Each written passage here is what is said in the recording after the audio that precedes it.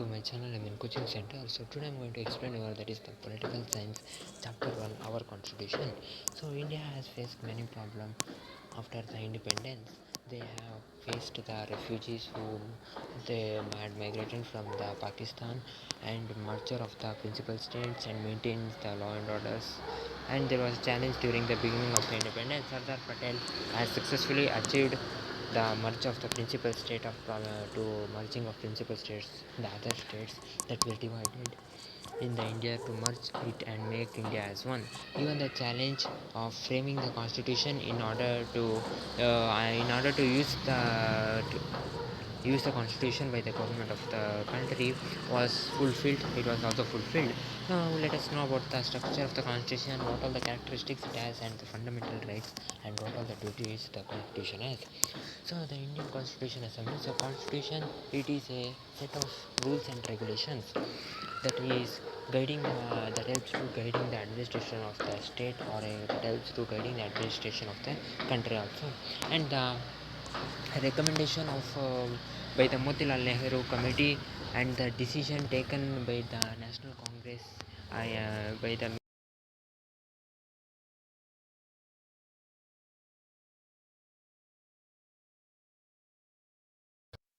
explicit emphasized the need for the formation of a new constitution assembly.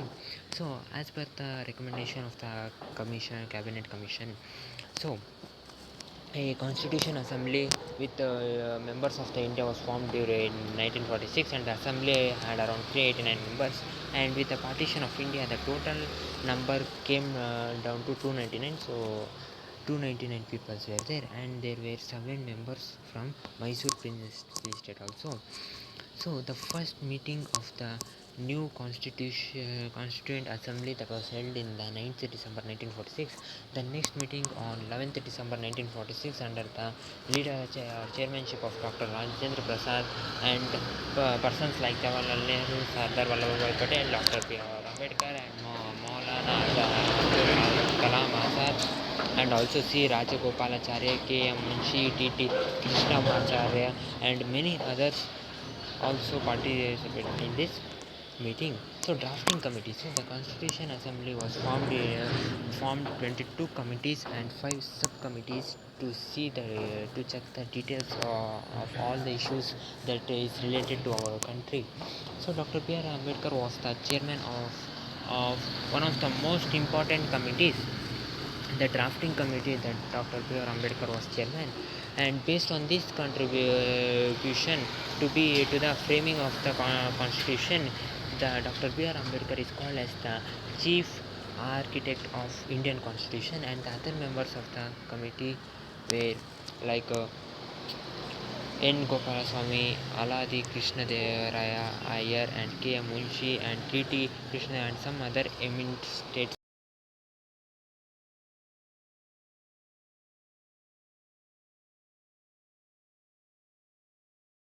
To complete their work and to make the constitution. During these discussions, there were various laws that were enacted by the British government in 1909, 1919, and 1935. The British Parliament system, the America Bill of Rights, the social directive policies of Ireland were studied, and some elements of these were taken. And finally the Indian constitution was given approved on 26th November 1949 and came into existence on 26th January 1950, and this day, the 26th January, is celebrated as the Republic Day. Preamble to the constitution. So the Indian constitution has combined in itself the best important features of different constitutions. It has the features of different constitution of whole world countries, the countries in whole world. And the preamble contains some fundamental policies and also and ideals of the constitution, and it is the sum of the structure, values, principle, and goals it has the constitution. And also the preamble is the main part of objective resolution that was put for resolution put forward by the Jawaharlal Nehru on December 30, 1946, and approved by the Constitution Assembly in January 22, 1947. So this resolution uphold the nature of the India's sovereign, democratic, republic nature, and social, economic, and political justice were given by the Constitution for all people is upheld in this constitution. So this is the preamble to the constitution, the page you can see. Next, let us know some more information about the constitution.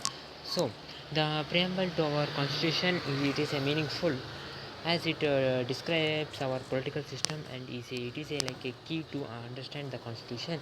So it has been described as it has been described as the jewel of the constitution. K.M. Munshi has referred it as the political horoscope.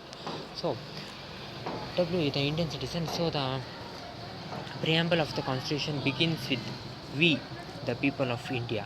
The Indian constitution is framed by Indians, so it stays to fulfill the dreams of India. So we, it starts and sovereignty. So India is a sovereign country, and not it is not under the control of any other countries in the world. It is not part of any bloc in the country. It has its own foreign policies, its own non-aligned policy, 5-year plans,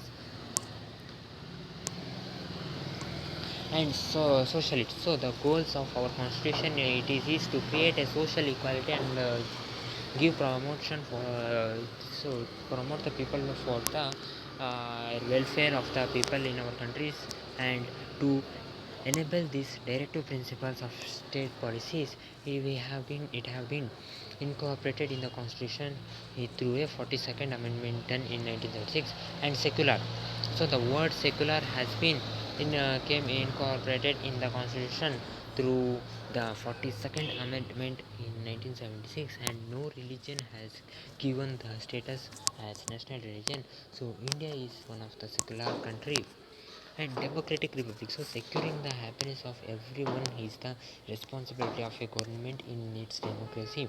So problems are solved through discussion. Elections are held every 5 years through universal adult franchise. And the fact that our head of the state is the president of India, who is elected for the period of 5 years. So silent features of the constitution: written and lengthy constitution. So our constitution it is in a written form, and the power and functions of the organs of the government, like the legislative, executive, and judiciary, have been delineated in the constitution. And fundamental rights, duties, directive principles of the state policy, etc., or they all are in the written form. They are written.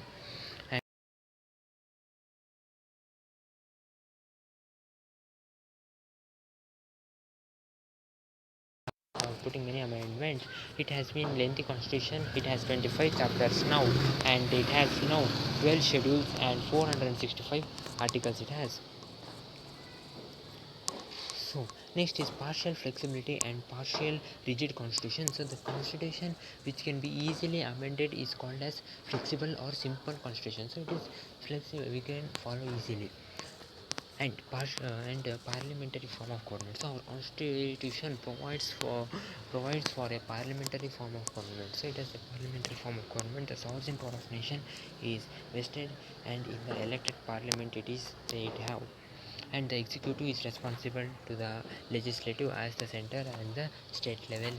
And republican system. So the constitution has declared India a republic. So the head of the country is indirectly, he is elected by the head of, is elected by the citizen of the India.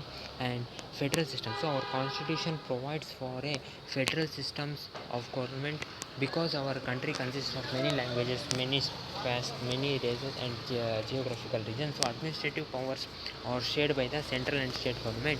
So the central list has 100 subjects, the state has 61 subjects, and the concurrent list has 52 subjects. So the Supreme Court, who possesses power to solve all the disputes that rise between central and state, what all the problems they raise. And fundamental rights. So the rights that the constitution has given for the people, for us, the people of the citizens of India, is called as the fundamental rights. No law of any government or central or state or any organization can break these rights. They cannot take this right. And if the fundamental right are taken away, or it is endangered, then the citizen can directly appeal to the High Court or the Supreme Court. These rights are listed in the third part of the Constitution. The fundamental rights are listed. And fundamental duties. So duties are our responsibilities towards our country as a citizen, our responsibilities. So fundamental duties have been delineated in the A part of the fourth chapter under clause 51A of our constitution. So though the 86th amendment of the constitution in 2002, it has been made a duty of parents to provide compulsory education for their children who is under the age of 6 to 14 years, and 11th duty mention, and this is the compulsory.